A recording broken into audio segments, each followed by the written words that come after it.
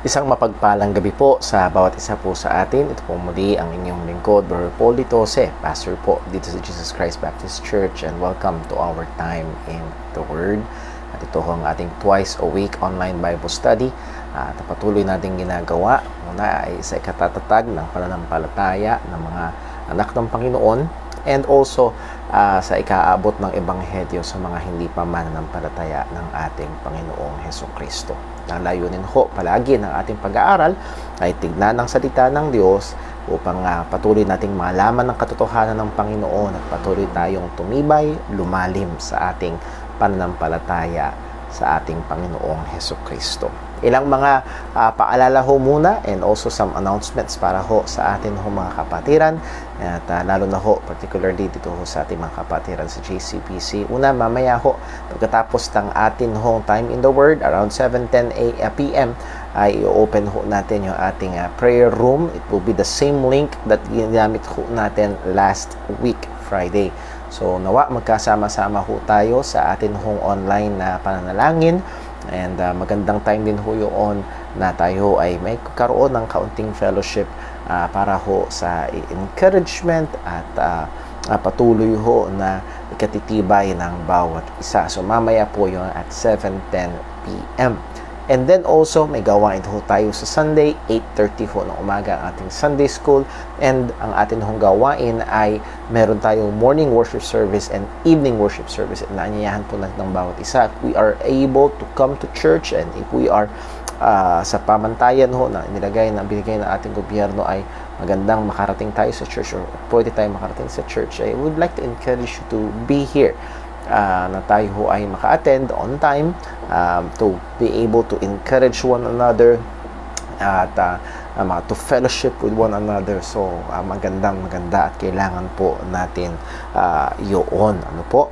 And so that will be on Sunday, so 8:30 na umaga, and then alas 10 po yung ating morning worship service, and 6 p.m. yung ating Sunday evening service. I would like also to encourage kung ang ating mga kapatiran, if our studies in the Word of God is a blessing to you and at tingin nyo ho magiging blessing din sa iba, you can host a watch party or share it to your Facebook wall or feed para ho makarating ho at magkaroon ng pagkakataon na mapanood ho ng inyong mga friends sa Facebook. And next po ay February 21. Alam ho natin, bago February 21, February 14 muna. Sa Sunday po yan, and it's not Heart's Day, it's not a date day, it is the Lord's Day, at ang priority natin ay ang pagsamba sa Panginoon. At again, I'm not saying na masama ang mag-date ang mag-asawa, what not, pero atin hong unahin yung ating prioridad, walang iba kundi ang ating Panginoon. And then come February 21, as we have been doing sa ating church for the past few years, ang ating Family Sunday ay ginagawa ito ngayong February 21. Pero as we have said last time, ay hindi natin magagawa yung usual na ginagawa natin na nagsasama-sama ang pamilya. We take a family picture and print it out and give to our brethren. So, ang atin hong request ngayon is, if you could, with your family, take a family picture sa inyong mga tahanan, and then paki-forward nyo po sa akin, and we will try to do a good editing po dyan. And kung di man ho, Lord willing, makapag-print out tayo, or ay gagawa tayo ng tarpaulin dito ho sa church para ho sa ating family Sunday. So that will be very, very good. So if you can, hindi nyo kailangan hintayin yung February 21 as early as tonight or tomorrow. If you can send to me through private message or direct message as a messenger, napakaganda po niyaan.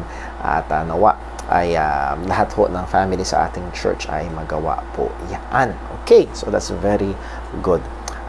So February 21 ho, Family Sunday, pag-pray natin yung atin ho magiging pangangaral, primarily ay about the family or certain aspects of the family according to the Word of God. Nawa gabayan tayo, tulungan ng Panginoon sa mga bagay po na ito. Another announcement, good news, ang atin hong kapatid si Brother James Montenegro is wala na ho sa critical. The last update na nakarating ho sa akin, ang pinagpe-pray na ho natin ngayon sa kanya ay a swift and good recovery. So negative na ho siya sa COVID-19 So nawa siya at ang kanyang buong pamilya ay makarecover ho ng maayos. Meron ho tayo na pinagpe-pray mga kapatid, si Brother John Lester Abella. We are supporting 3 ministers, si Brother Missionary Cunard Aviva, at sila ho ay 2 days ago lumipad ng pabalik ng Thailand. So patuloy ho natin ipag-pray si Brother Cunard at ang kanyang buong pamilya at yung ministry po doon. And I would like to encourage our brethren to keep on giving for our mission support. Sinusuportahan din natin si Brother Joel Cristobal sa Cainta Rizal, and also si Brother Lester John Abella sa La Union. At so we have said last Wednesday, ang ating kapatid is Brother Lester ay nag-update sa atin sa kanyang health condition, and I gained some more information yesterday. Sa biyaya ng Panginoon, he is not in pain dahil siya ay nagte-take ng mga gamot, pero before that ay nakaramdam siya ng matinding sakit. Ang bukol na tumubo sa kanya ay hindi sa utak o hindi sa skull, sa bungo, pero sa loob. Kaya yung bukol ay bumabangga mismo doon sa pinaka-brain niya, kaya nagdudulot ito ng sakit at nakokontrol na lamang ng gamot yung sakit. So initially, sabi daw ng doktor, partially ay 200,000 ang pinahanda sa kanila. That's a partial amount. So pag-pray ho natin ang health ni Brother Lester John Abella, and also yung kanyang pangangailangan. And I would like to encourage tayo mga mananampalataya, we can be a blessing sa ating kapatid ho na ito. On Sunday, we will try to raise a certain amount or magkano man yung ating ma-raise, at ipapadala ho natin sa ating kapatid sapagkat marami rin yung mga gastusin. Nagpa-MRI siya, kinuwento niya kahapon sa amin na more or less 2 hours siyang nakasalang sa MRI, and that is costly.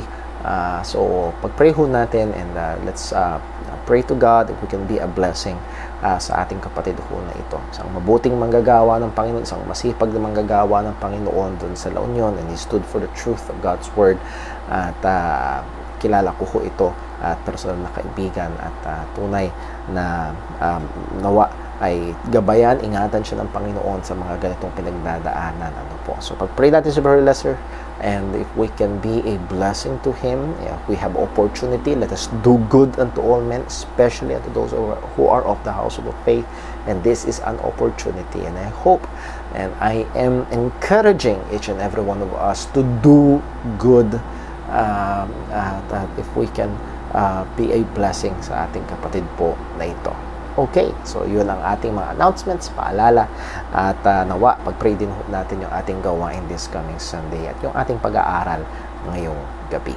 Well, bago tayo tumako ho doon, ay atin hong tayo'y lumapit sa Panginoon, hingin natin ang tulong ng Panginoon sa atin hong pag-aaral. Let us pray. Panginoon naming Diyos, aming Ama sa langit, muli ay lumalapit kami sa iyo,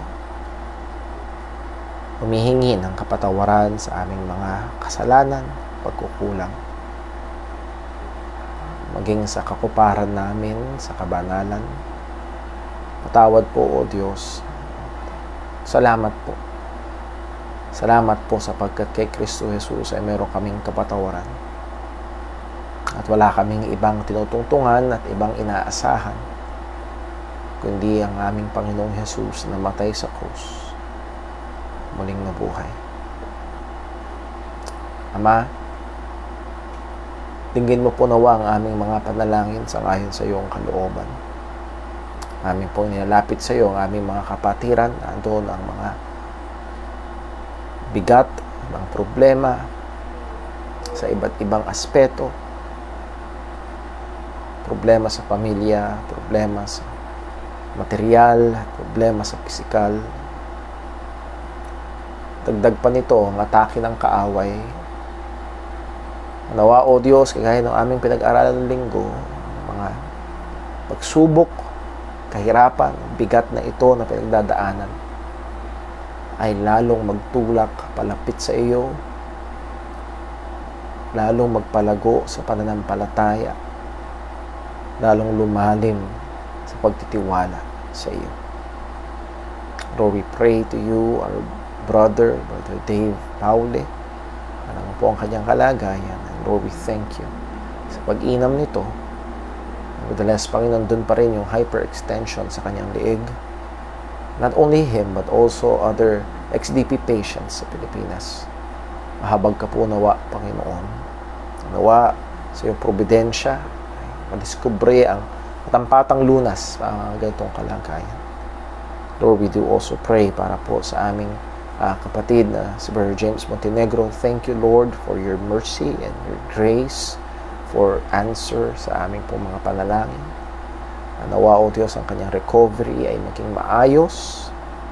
Kanyang buong pamilya ay malagay sa magandang kalagayan. Na maging ang iglesia na kanyang pinaglilingkuran sa San Ildefonso, ikaw po nawa ang humawak. And also, Lord, we lift up to you our brother, Brother Lester. Alam mo po ang kanyang kalagayan. Lord, bago pa man din tumubo ang bukol na ito, ay alam mo na ang kanyang pamilya, Sister Cheryl, maging ang kanilang anak.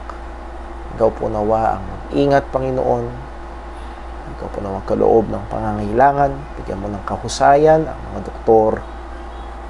Nawa magsustento ka ng lakas, hindi lamang ng pisikal, kundi maging ng pananampalataya.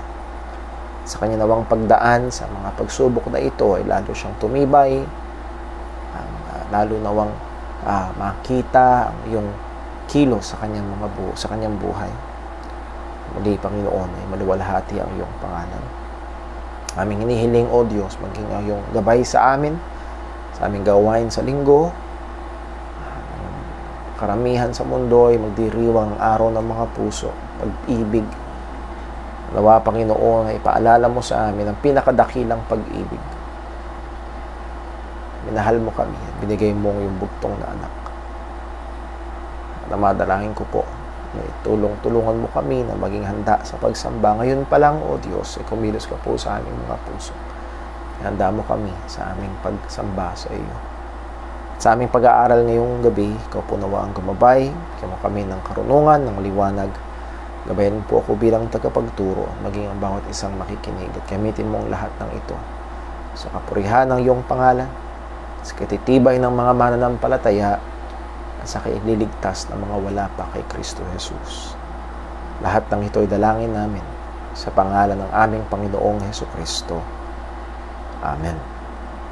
Okay, as we have been always doing, mga kapatid, ay simulan natin yung ating pag-aaral sa pagbabasa ng certain passage. And never, by the way, nakalimutan kong sabihin na Lord willing, depende ho sa magiging takbo ng ating pag-aaral, this may be the last or second to the last ng ating pag-aaral sa seryeng ito ng marka ng tunay na Kristiyano. And I hope it has been a blessing, katatagan sa atin at pagtibay ng ating assurance, and Lord willing, ay ginawa, ginamit to ng Panginoon para ipakita sa isang tao na ang kanyang kalagayan ay maaaring wala pa talaga siya kay Kristo at tawagin siya sa pananampalataya. At nawa ay patuloy hong gamitin ng Panginoon ang mga pag-aaral natin ito sa ikatitibay natin. So 2 Corinthians chapter 13, and this is the very command na sinusubukan nating sundin, and that's why we are having this study about marks of a true believer. At ang sabi ho dito, 2 Corinthians 13 verse 5, examine yourselves whether ye be in the faith. Prove your own selves. Know ye not your own selves how that Jesus Christ is in you, except ye be reprobates. And there are two imperatives dito na ating sinusubukan, and that's saying the same thing, to examine ourselves and to prove ourselves whether we be in the faith. At lagi lang meron akong gustong puntuhin ho dyan, dalawa. Una ay hindi pwedeng magkanya-kanya ng pananampalataya. You must be in the faith. Hindi obligado ang Diyos na igalang yung pananampalataya natin. Kailangan nating siguraduhin kung tayo nga ay nasa tunay na Kristiyanong pananampalataya sang-ayon sa salita ng Diyos. At that means na ang pagiging Kristiyano ay hindi dapat magsimula na sa palagay ko, no? Kung hindi nakasulat dito. As it is written, thus saith the Lord. Yun ang basihan. Faith cometh by hearing, and hearing by the word of God. So nawa ay siguraduhin natin yung ating sinasampalatayanan ay siyang tunay na ebanghelyo ng kaligtasan. And not only that, ay kailangan nating siguraduhin na tunay ang ating pananampalataya. Actually, that is point number 1 ng marka ng tunay na Kristiyano. There must be genuine faith in the true gospel. At kung hindi tunay ang pananampalataya, maaaring alam ang totoong ebanghelyo, walang kaligtasan. Maaaring ang tindi ng pananampalataya, pero hiduang ebanghelyo, peking ebanghelyo, hindi katotohanan, wala ring kaligtasan. There must be genuine faith in the true gospel.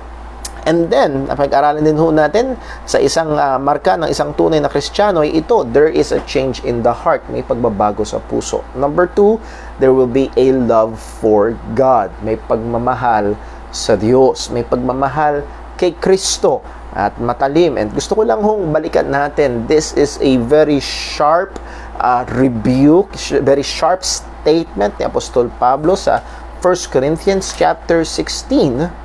1 Corinthians chapter 16, at ang sabi ay sa verse 22. 1 Corinthians 16:22, if any man love not the Lord Jesus Christ, let him be anathema. Maranatha.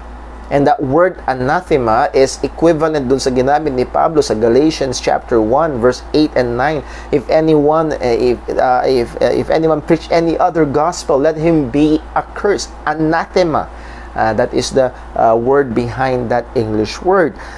It just proves na kung ang isang tao ay walang pagmamahal kay Kristo, walang pagmamahal sa Panginoon, he or she is not a Christian.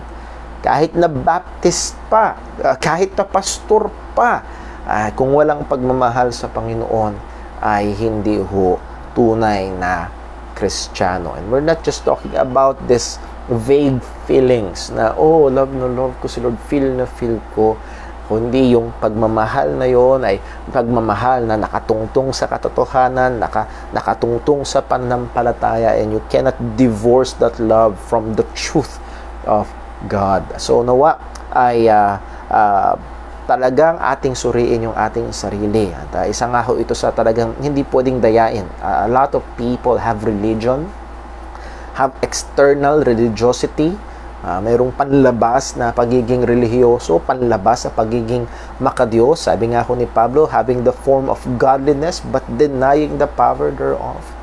Is there a love for God? Meron bang pagmamahal sa Diyos? Meron bang pagmamahal kay Kristo? Number 3, there will be a love for the brethren. Closely, kasunod nito, may pagmamahal sa kapatid sa Panginoon. At ang sabi nga ho ni ni John sa 1 John, ay yung hindi nagmamahal sa kapatid ay hindi papasok sa kaharian ng Diyos. Dahil ang sabi niya, ang hindi nagmamahal sa kapatid is a murderer, and we know that a murderer has no eternal life. So, nahandun yung pagmamahal sa kapatid sa Panginoon. So, change in the heart. Love for God, love for the brethren. Number 4, there be a change in the life. Merong pagbabago sa buhay. Yung sanctification ay magsisimula. Patuloy at ang Diyos at nagsimula ng mabuting gawa ay patuloy na huhubugin ang mananampalataya sa wangis ni Kristo. Hindi po pwedeng hindi yun mangyari. Number 5, magkakaroon ng pagbabago sa lakad. There will be a change in the believer's walk. May epekto ang pagiging Kristiyano sa pang-araw-araw na pamumuhay. So, yun hong mga tao na Sunday Christian lamang, talagang kailangang suriin ang kanyang sarili. Kung ang kanyang pagiging Kristiyano, pananampalataya kay Kristo o pagmamahal sa Diyos ay tuwing umaga lamang ng linggo, malaking question mark ho yun kung tunay nga siyang mananampalataya. So, nandoon ang pagbabago ng lakad. Who walk not after the flesh, but after the Spirit, sabi ni Apostle Paul. Number 6, there will be a change in the believer's relationship with the Word. May bagong relasyon sa salita ng Panginoon. Dati ayaw, ngayon ay nagsasubmit na. And number 7, There will be a change in the believer's relationship with the world. Love not the world, neither the things that are in the world. If any man love the world, the love of the Father is not in him. Ang Kristiyano, ang tunay na Kristiyano ay nabubuhay sa sanglibutan para sa Panginoon. Hindi na siya nabubuhay para sa sanglibutan at sa mga bagay dito. Number next, ang isang tunay na Kristiyano ay makikipisan kasama ng mga kapwa Kristiyano. Makikipisan kasama ng mga kapwa tunay na mananampalataya. They want to worship God and to fellowship with fellow believers. At makikita natin yun sa Biblia na ina-assume ang buhay Kristiyano sa Biblia ay buhay na nakikipisan kasama ng mga ibang mananampalataya. And let me just make it clear, these are not prerequisites to be saved. Hindi ito kailangan para maligtas, kung hindi ang ating mga sinasabing ito ay mga palatandaan ng pagiging tunay na ligtas. This is not prerequisite, but an indication. Nag-iindika, nagpapakita, ebidensya ng pagiging tunay na anak ng Diyos. And ngayong gabi, tatapusin ho natin ang atin hong pag-aaral dito ho sa number 9. There will be an increasing manifestation of the work of the Holy Spirit. Tumitindi, tumitingkad, mas lalong nakikita. And that word increasing is very important sapagkat dinidiinan nito yung katotohanan na ito ay proseso. Sa buhay ng Kristiyano, ang mga ebidensyang ito ay nandun yung proseso ng paglago. Lumalago sa pagmamahal sa Panginoon, lumalago sa pagmamahal sa kapatiran, lumalago sa paglakad sa kabanalan, lumalago sa relasyon niya sa salita ng Diyos, lumalago sa pagtanggi sa sanglibutan, lumalago sa kanyang pakikipag-fellowship sa mga mananampalataya. And take note, lumalago, ibig sabihin nandun yun, but it keeps on increasing. Yan ang itsura ng buhay ng Kristiyano. So, increasing manifestation of the work of the Holy Spirit in one way towards holiness. It will develop to Christian attitudes. Ang sabi ni Apostol Pablo sa verse number 18 in Galatians chapter 5, but if ye be led of the Spirit, ye are not under the law. You're no longer under the curse and damnation of the law. If you are led by the Spirit, at ano ang itsura ng led by the Spirit? But the fruit of the Spirit is love, joy, peace, long-suffering, gentleness, goodness, faith, meekness, temperance. Against such, there is no law. As we have pointed out, these are godly attitudes that will lead to godly living. Ang bunga ng banal na Espiritu ay mga pangloob na makadiyos na ugali na magdudulot o magreresulta sa makadiyos na gawain. Kaya nga ho yung sinasabi ng iba na tinanggap na si Jesus, Kristiyano na, tapos nagpapatuloy, namumuhay sa kasalanan. Sabi nga ni John, kung lumalakad sa dilim, kasinungalingan yung kanyang sinasabing may relasyon siya sa Panginoon. Ibig sabihin, hindi totoong mananampalataya. So, nandun yung proseso na patuloy na pabanal ng pabanal. Dahil ang banal na Espiritu ay kumikilos sa kanyang buhay. Hindi lamang yun, palayo ng palayo sa kasalanan. Dahil ang banal na Espiritu ay kumikilos sa buhay ng Kristiyano para patuloy na kitilin, patayin ang mga nakatahang kasalanan. So, mortification of sins. Ang sabi ni Pablo sa Romans chapter 8 verse 13, for if ye live after the flesh, ye shall die. But if ye through the Spirit do mortify the deeds of the body, ye shall live. At pinag-uusapan ditong works of the flesh or deeds of the body, yung sinabi ni Pablo sa Galatians chapter 5 verse 19, 20, 21, which are sinful works, mga makasalanang gawa ng laman, yung mga nakatahan pang kasalanan. At ang sabi niya sa verse 14, for as many as are led by the Spirit of God, they are the sons of God. And emphasis na atin hong diniinan dito ay ito, ang paggabay, ang pangunguna ng banal na Espiritu ay isa sa mga pangunahin nating makikita ay pagpatay sa mga nakatahang kasalanan. pagpatay sa mga nakatahang kasalanan.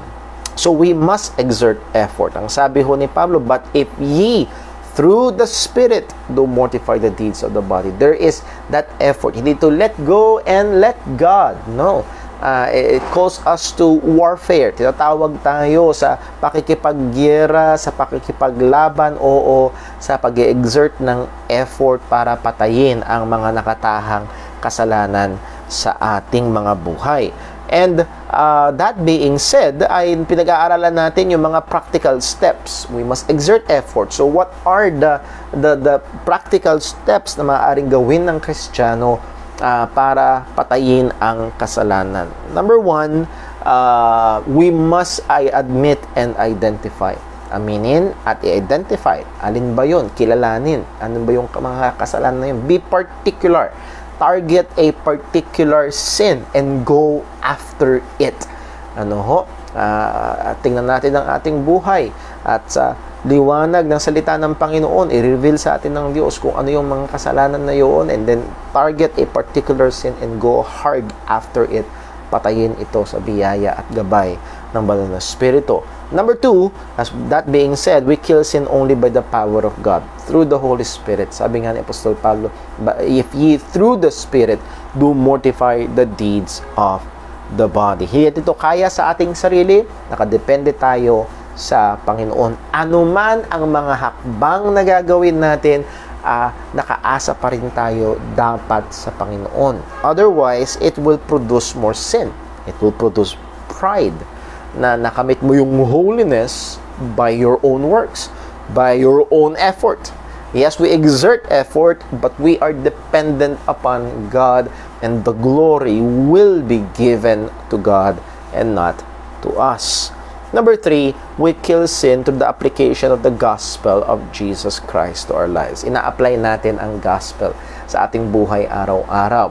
Sabi nga ako ni Pablo sa mga taga-Philippi, only let your conversation be as becometh the gospel of Christ. Ito yung ating pamantayan. Ito yung ating motibasyon. Ito yung tungtungan. Bakit natin kailangan magpakabanal? Because of the truth of the gospel. Number four, we kill sin by the sword of the Spirit, and that is none other than the Word of God. Sa pamamagitan ng salita ng Diyos. Thy Word, sabi ng Psalm 119 verse 11, Thy Word have I hid in my heart, that I might not sin against Thee. Tinago ko sa aking puso para hindi ako magkasala laban sa iyo. And so there must be a discipline, continual intake, exposure, and meditation of the Word of God. Number five, we kill sin by intentionally and continually resisting. Hindi ito one time let go, one time surrender, no. Ito ay tuloy na pakikipaglaban sa kasalanan. Intentionally and continually resisting. Cultivate natin yung pagkamuhi natin sa kasalanan. Hingin natin sa Diyos na patuloy tayong bigyan ng banal na pandidiri, banal na pagkasuka, banal na pagkamuhi sa kasalanan.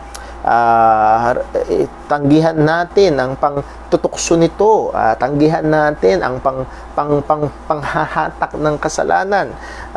Isa sa mga magandang ating kailangan gawin ay atin itong sakalin. Huwag nating pahingahin, huwag nating i-provide yung gatong para sa apoy ng kasalanan kung hindi alisin natin yung nag-iihip dito. Sabi nga ni Pablo sa Romans 13 verse 14, but put ye on the Lord Jesus Christ and make no provision for the flesh. Now, hindi to literal na make no provision for the, na hindi mo pa kakainin yung laman na ikaw ay hunger strike to fight sin. Ang punto dito, make no provision for the works of the flesh. Yung mga nakatahang kasalanan na yun, wag nating ibigay. Yung mga nagpapaalab nung init, nagpapaapoy ng pagnanasa na gawin yung kasalanan na yun. At isa sa mga mahalaga natin nandito ay resist the lies of sin by the truth of God. ating labanan ng kasinungalingan ng kasalanan sa pamamagitan ng katotohanan ng Panginoon. At dito ilang ulit pinalo ng martilyo ng katotohanan ni Apostol Pablo ang paulit-ulit niyang sinasabi sa Romans chapter 6, knowing this, knowing that, yung katotohanan na alam natin patungkol sa Panginoon, patungkol sa Ebanghelyo, ito yung magtataboy palayo sa kasalanan. Ito yung kikitil sa pagnanasa na mamuhay pa dito. At sa mahalaga na ating binigyang pansin, yes, Christianity is not devoid of feelings, but it is not emotion-led. Yun ang delikado sa marami ho ngayon. Ang Christianity nila, ang hinihintay nila ay yung bugso ng damdamin. At madalas nga ho na nagiging obserbasyon sa tagal ko ho na active sa gawain ng kabataan, sa dami ng youth camps na aking hong napuntahan, nasamahan. At madalas na sinasabi ng mga mangangaral, sa youth camp ay mamamatay ang kasalanan, pero after 3 days, pagkatapos ng youth camp, mabubuhay muli. Yun ay napaka madalas ay dahil nakatungtong lang, nakabase lang sa bugso ng damdamin at hindi nakatungtong sa katotohanan ng Panginoon. So, sa mga kapwa ko mangangaral ay atin hong sikapin na itungtong ang pananampalataya, ang gatong sa pakikipaglaban sa kasalanan na hindi emosyon lamang, kung hindi katotohanan ng Diyos ang nangunguna dito. So, kailangan natin ito. Number 6, we kill sin. Dito tayo natapos last Wednesday. We kill sin by the discipline of the mind. And medyo nahagingan na natin ito when it comes to we kill sin by the word of God. Sabi nga ng Psalmist, Psalm 119 verse 11, Thy word have I hid in my heart. And nakita natin na ang heart sa Bible ay ito'y kadalasan hindi pumapatungkol sa emosyon, kundi pumapatungkol sa kaisipan. And ang right understanding noon, Thy word have I hid in my thinking, in my thoughts. Laging laman ng kaisipan ko ang iyong mga salita para hindi ako magkasala laban sa iyo. That is the point ng Psalm 119 verse 11. So we must have a discipline of our mind. Madalas, binabantayan natin ang ating mga aksyon, pero di natin nababantayan ang ating mga iniisip. May mga pagkakataon, if we will be honest, there are times na akala natin dahil sa isip lang ay nakakalusot. Not so. And alam natin yung sinabi ng ating Panginoong Jesus, kung sino man ay tumingin sa isang babae at nagnasa sa kanyang puso, after her has committed adultery already with her in his heart. Hindi mo kailangan gawin, kundi nasaid mo pa lang at isipin mo pa lang, nandun na ang paggawa ng kasalanan. So we kill sin by a godly discipline of the mind. Anong sabi ni Pablo sa mga taga-Roma? Romans chapter 12 verse 1, And be not conformed unto this world, but be ye transformed. At saan niya sinabing nagsisimula at ano ang susi sa transformation, sanctification? By the renewing of your mind. So napakahalaga ho ng kalagayan ng ating kaisipan. At kung i-apply natin yung mga nakaraan natin pinag-aralan, kailangan ito'y puno ng katotohanan ng Panginoon. Ang sabi ni Pablo sa Philippians 4:8, Finally, brother, whatsoever things are true, whatsoever things are honest, whatsoever things are just, whatsoever things are pure, whatsoever things are lovely, whatsoever things are of good report, if there be any virtue, if there be any praise, think on these things. So God is concerned and commanding our thinking. So, pause muna tayo sandali. Gamitin natin to bilang standard. Ito yung hamon din natin last Wednesday. How is our thought life? Maaari na sasabi, wala akong ginawang masama itong mga nakaraang araw. Pero kamusta ang laman ng ating kaisipan?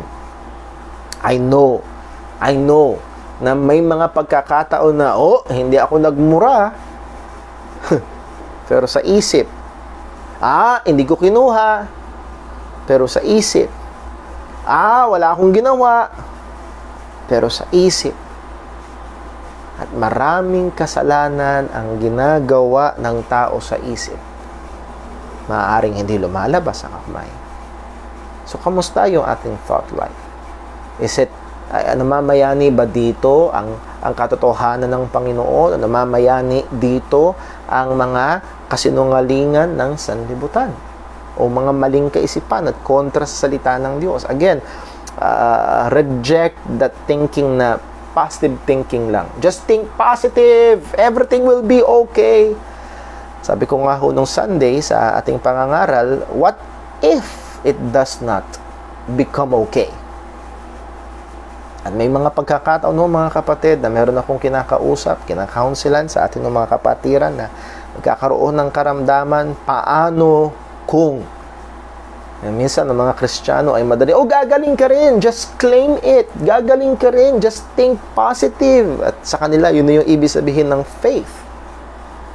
Pero paano pag hindi gumaling? Paano kung sa kalooban ng Diyos, yung karamdaman na yun ang mag-ahatid sa Kanya sa pauwi sa Panginoon? Paborito ko nga example dito ay nasa Lumang Tipan, yung mga kaibigan ni Daniel, si Shadrach, si Meshach at si Abednego, yung sagot nila kay Haring Nebuchadnezzar. Ang sabi nila, Haring Nebuchadnezzar, di kami mag-iingat sa pagsagot sa iyo. Alam namin na kaya ng Diyos namin na iligtas kami mula sa iyong mga kamay. Alam nila. Pero, the next statement itong mga mananampalataya na ito, ang sabi nila, pero kung hindi man, hindi pa rin kami yuyukod. And that's faith. That is biblical faith. Nakatungtong sa katotohanan na meron lamang iisang Diyos at hila silang option na sumamba dun sa Diyos ni Nebuchadnezzar, sila man ay iligtas ng Diyos sa apoy o hindi. Nakatungtong sa katotohanan. Hindi lang basta positive thinking na walang mangyayari. So, narito ang pakikipaglaban sa kasalanan. Kailangan merong makadiyos na disiplina ng kaisipan na nakatungtong sa katotohanan ng Panginoon. So, mahalaga na patuloy tayong lumalalim, patuloy tayong nag-aaral, patuloy tayong lumalago sa mga katotohanan ng salita ng Diyos. Next, we kill sin by praying. We kill sin by praying. Buksan na natin ho sa Ephesians chapter 6. And these are familiar words. Ephesians chapter 6. If you have your Bibles, please do open sa Ephesians chapter 6. Simulan ulit sa verse number 10. Ephesians chapter 6, verse 10. Ang sabi, finally, my brethren, be strong in the Lord and in the power of His might. Kailangan ng kalakasan ng Kristiyano galing sa Panginoon. Verse 11, put on the whole armor of God that ye may be able to stand against the wiles of the devil. This is the truth of the Christian life. Hindi lamang ang mga pastor. Kung hindi dito, ang kinakausap ni Pablo ay mga Kristiyano, mga members sa church, mga mananampalataya. The devil is attacking. Paano ka makaka-withstand? Well, we must put on the whole armor of God. At ang sabi sa verse 12, for we wrestle not against flesh and blood, but against principalities, against powers, against rulers of darkness of this world, against spiritual wickedness in high places. So ang labanan natin ay labanang espiritual. Therefore, ang ating sandata, pananggalang, ay mga spiritual na bagay din. We don't have time to discuss all this spiritual weaponry and armament na binigay sa atin ng Panginoon or armor. Nevertheless, gusto ko hong tumalon tayo. Well, basahin lang natin. Ang sabi, stand therefore, having your loins girt with truth, and having on the breastplate of righteousness, and your feet shod with the preparation of the gospel of peace. Above all, taking the shield of faith, wherewith ye shall be able to quench all the fiery darts of the wicked, and take the helmet of salvation, helmet of salvation, and the sword of the Spirit, which is the word of God. So, yun yung buong armament. Yun yung armor. Yun yung offensive weapon, the Word of God. And in this, ang sabi ni Pablo, putting on the whole armor of God, in what passion natin kailangan gawin ito? Sa papaanong paraan natin dapat ginagawa ito? Ang sabi niya, pagdating sa verse 18, praying always. Praying always. In our spiritual battle, sa ating pakikipaglabang espiritual, laban sa kaaway, laban sa kasalanan, sa ating pagsusumikap na laging ibihis ang buong baluti ng Panginoon at magpakalakas sa Panginoon, we must be always engaged in prayer. Prayer. Praying always with all prayer and supplication in the Spirit, and watching thereunto with all perseverance and supplication for all saints. So, ang punto ho na gusto kong makita natin dito ay ito, in our engagement in spiritual warfare, sa atin hong pakikipagdigmang espiritual, sa ating pakikipaglaban sa kaaway, at sa atin hong pagpatay sa mga nakatahampang kasalanan sa atin, we must be praying always. At siguro ang pinakamagandang example na ho dito ay walang iba kundi ang ating Panginoong Hesukristo.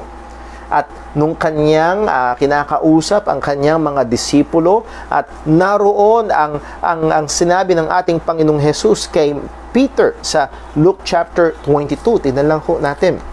Luke chapter 22. Luke chapter 22 and verse number 31. Luke 22 verse 31. And the Lord said, Simon, Simon, and that is Simon Peter, behold, Satan hath desired to have you, that ye may sift you as a wheat. But I have prayed for thee, that thy faith fail not, and when thou art converted, strengthen thy brethren. So, gusto ko lang makita ho natin dito na nandun yung totoong atake ng kaaway, totoong desire ng kaaway na wasakin, tangayin, sirain. Pero narito ang sabi ng ating Panginoong Jesus, but I have prayed for thee. Pinanalangin kita.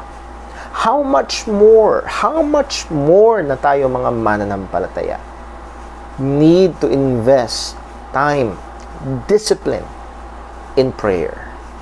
Sa atin hong pakikipaglaban sa dyablo, sa ating pakikipaglaban sa kasalanan. Nung sinama ng ating Panginoong Jesus ang kanyang mga disipulo doon sa Garden of Gethsemane, at doon ay mananalangin ng ating Panginoong Hesukristo, naroon ang pagpalya ng mga disipulo at sila'y nakatulog. At naroon ang paalala ni Jesus sa Matthew 26 verse 41, watch and pray that ye enter not into temptation. The spirit indeed is willing, but the flesh is weak. Watch and pray. Yung watch dito is be on guard. Maging mapagbantay. And then, sa pagbabantay, maging mapanalanginin. Ito'y pareho na dapat ginagawa natin bilang mga Kristiyano. That ye enter not into temptation. Now, ang sabi nga ho ng isang komentary, hindi ito para hindi pumasok, kung hindi when we come into temptation, ang sabi, the spirit indeed is willing, but the flesh is weak. Andun yung katotohanan na we are weak. Mahina tayo. At pag dumating ang mga pagsubok, pag dumating ang tukso, pag nariyan na ang atake ng kaaway, ang hila ng pita ng laman na nakakasalanan, nakatahan pa sa atin, it may be that our spirit is willing. It may be na alam natin na mahal natin ang ating Panginoon, na talagang tayo ay nahandoon sa pananampalataya kay Kristo. But the reality is still true. The flesh is weak. Watch and pray. Watch and pray. Ang katotohanan po mga kapatid ay hindi ang Diyos ang nangangailangan ng ating panalangin, kundi tayo ang nangangailangan ng pananalangin natin sa Panginoon. Tayo ang nangangailangan ng pananalangin natin sa Panginoon. Ang isang tao na tumitindig na matibay laban sa kasalanan ay isang taong madalas masusumpungan na nakaluhod sa pananalangin. Now, I'm not saying na kailangan mong nakaluhod sa panalangin, pero ito ay isang kasabihan na akin hong nabasa minsan. Ang makakatindig na mainam, matatag laban sa kasalanan, ay yung taong madalas nakaluhod sa harapan ng Diyos o sa trono ng Panginoon sa pananalangin. So, gusto ba natin ang tulong ng Panginoon, ng lakas, sa pakikipaglaban sa kaaway, sa nakataang kasalanan? We must pray. Watch and pray. We battle sin. We kill sin through prayer. Manalangin tayo sa Panginoon. Huwin natin sa Panginoon. At nawa ay itong disiplina ng pananalangin ay patuloy na ma-develop sa ating mga buhay. Number 8. We kill sin by fellowshipping with other believers. We kill sin by fellowshipping with other believers. Buksan natin sa 1 Corinthians chapter 15. Gusto ko lang hong kunin ang isang prinsipyo dito. 1 Corinthians chapter 15. Ang sabi ho ni Apostol Pablo ito sa verse number 33. 1 Corinthians 15:33. Be not deceived. Evil communications corrupt good manners. At dito papaliya at mahirap yung mga Old English. Yung communication dyan ay hindi pakikipagtalastasan o mga salita. Hindi ito pumapatungkol sa masamang mga pagsasalita. Kung hindi, pag tinanong natin, yung communication ho dyan, homilia in Greek, means companionship. Evil companions corrupt good manners. Kung sino ang mga kasama natin ay makakaapekto sa pamumuhay natin.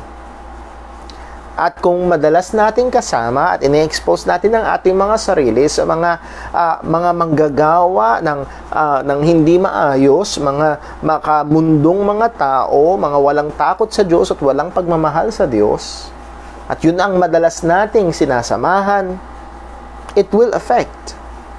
It will not help in our mortification of sin.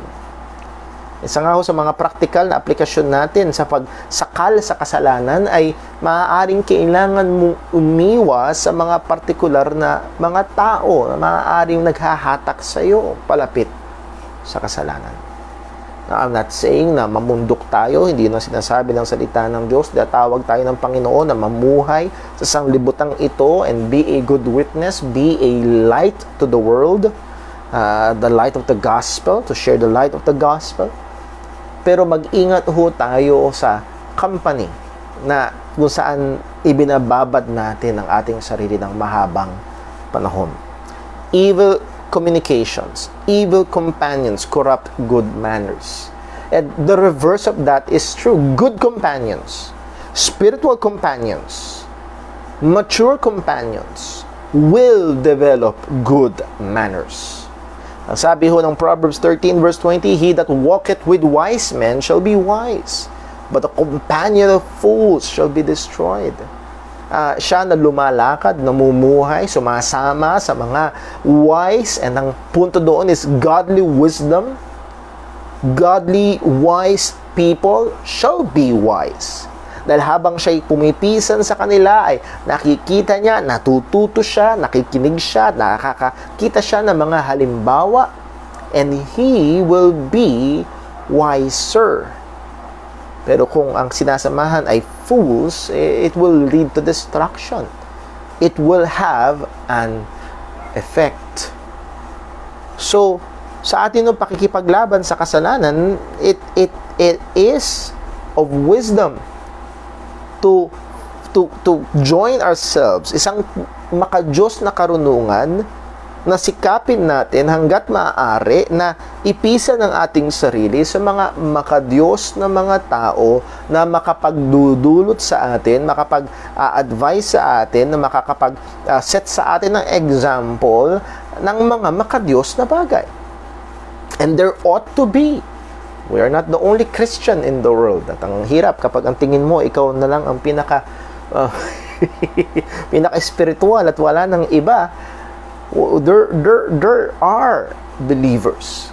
Humanap tayo, pumili tayo ng mga tao makaka-impluwensya sa atin para ho sa bagay na ito.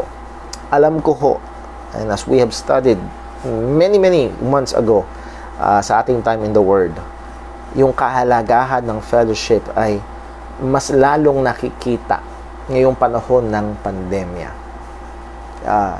Na kung saan tingnan natin sa Hebrews chapter 10, and let's go to that passage, Hebrews chapter 10, and let us be reminded na sana ang ating longing for our gathered worship, yung ating paglolong, yung ating pangungulila, yung ating kagustuhan na sana magkasama, sana magkita-kita na tayo, ay hindi lang dahil nasanay tayo doon at namimiss natin yung warmth of fellowship, namimiss natin yung tawanan, and so on. But there is spiritual benefit na dinisenyo ng Panginoon ang buhay Kristiyano, na tayo ay makikinabang ng husto, ng maayos, at ito'y sa disenyo ng Panginoon kasama ng mga mananampalataya. Ito sabi niya sa Hebrews chapter 10, verse number 24. By the way, ang context nito, magsisimula ito sa dahil si Jesus ang ating tagapamagitan, dahil si Jesus ang ating high priest, dahil meron tayong tunay na pag-asa sa dugo ni Kristo, sa ginawa niyang pagliligtas. Walang sabi sa verse number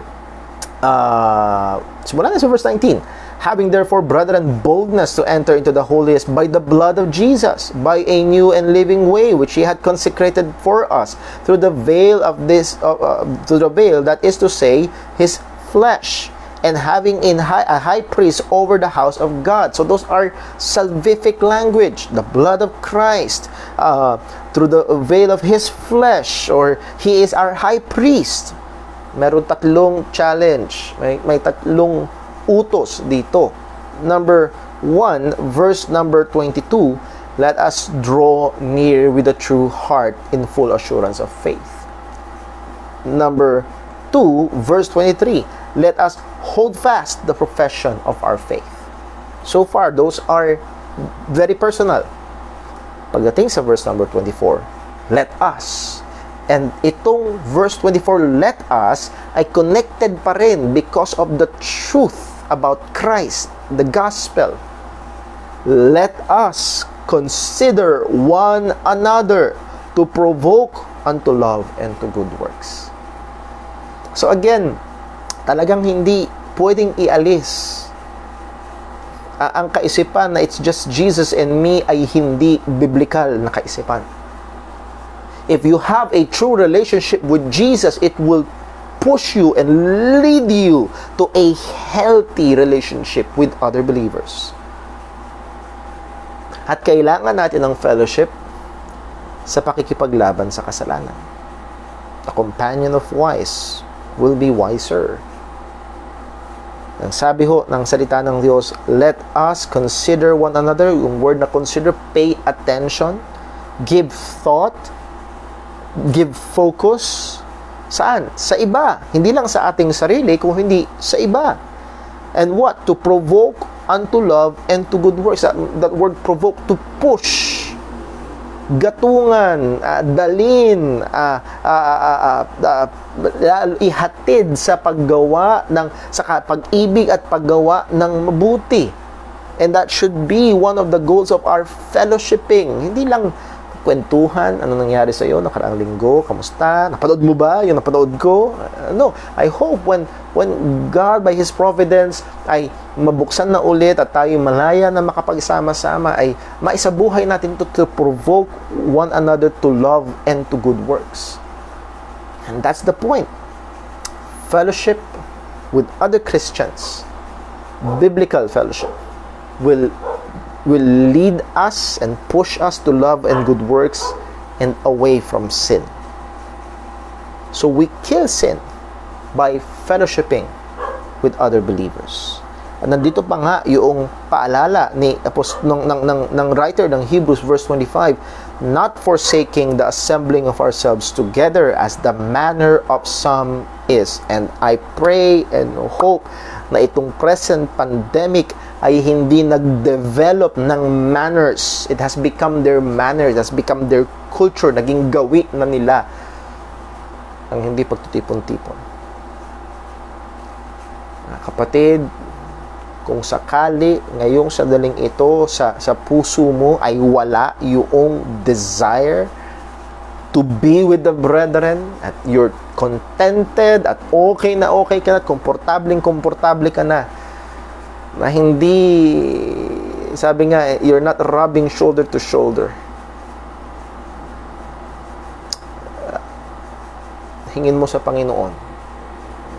Una, pagsisihan mo yun, hingin mo sa Panginoon na ilagay sa iyong puso ang pagtatama ng puso sa bagay na not forsaking the assembling of ourselves together as the manner of some is.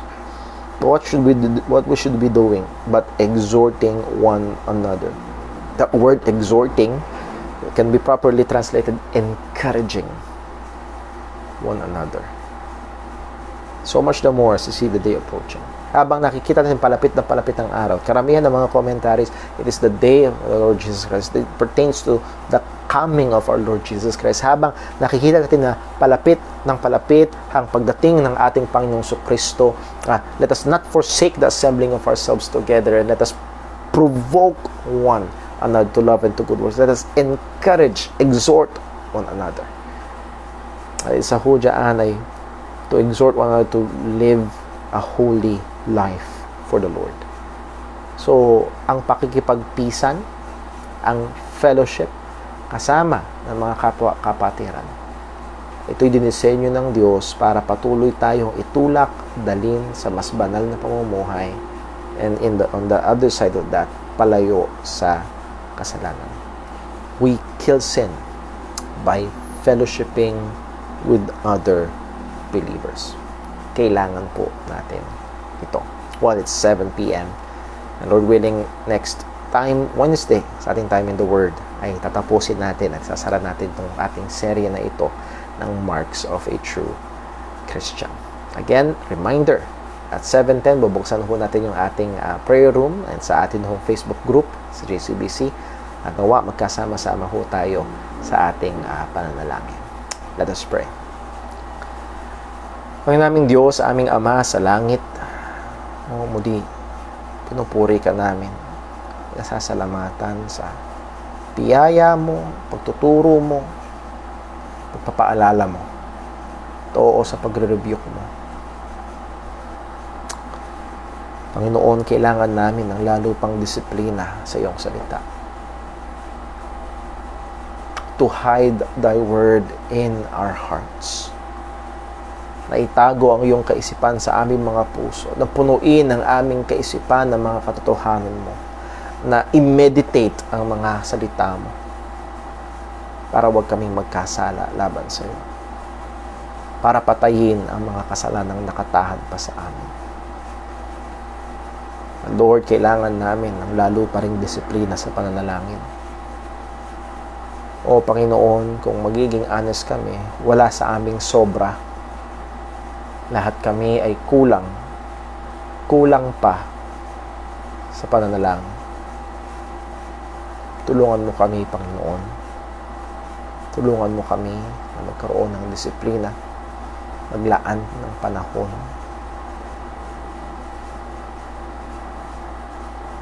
Bigyan mo kami ng pagmamahal, pagnanasa,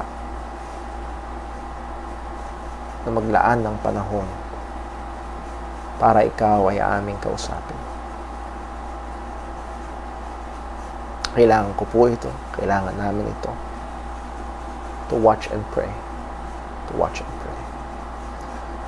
Kaya na namin nakita ngayon, Panginoon, kailangan namin ang company, ang fellowship ng aming mga kapatid. At Lord, in your providence, in your will, aming hiling, nawa dumating na mabilis ang panahon na kung saan kami ay muling malayang magkakasama-sama. At salamat, O Diyos, sapagkat maging sa present situation, ay niloloob mo na may mga kapatiran na makarating sa church, maka-fellowship.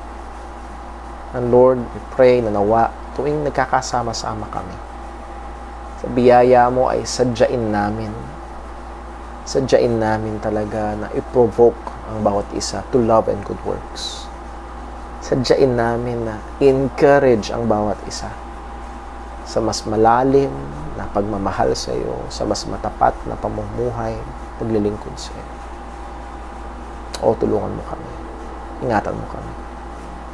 And Lord, kung meron man na mga mananampalataya na nahuhulog sa kalagayan na nakakasanayan na ang kawalan ng pagtitipon-tipon, o Panginoon, paalalahanan mo po. Paalalahanan mo po. Salamat, O Diyos, na Ikaw ang patuloy na gumagawa sa amin. Salamat, Panginoon, sapagkat alam namin na sa labanang ito, sa kasalanan na hindi kami nag-iisa.